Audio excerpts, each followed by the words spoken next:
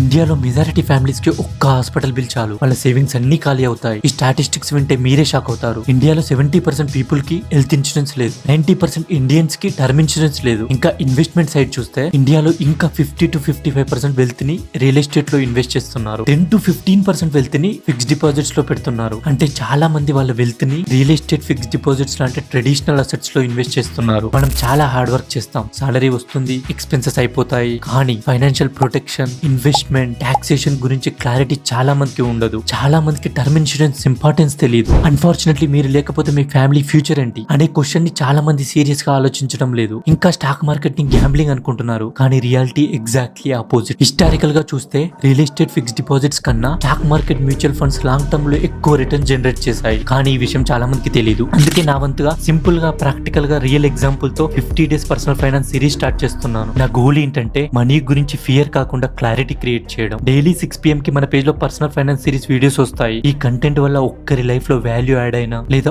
ఒక్క family financial mistake avoid చేసినా అది నాకు బిగ్గెస్ట్ సక్సెస్. మీ సజెషన్స్ ఏమైనా ఉంటే కమెంట్ చేయండి. మనం అందరం కలిసి మనీ గురించి అవేర్నెస్ క్రియేట్ చేద్దాం.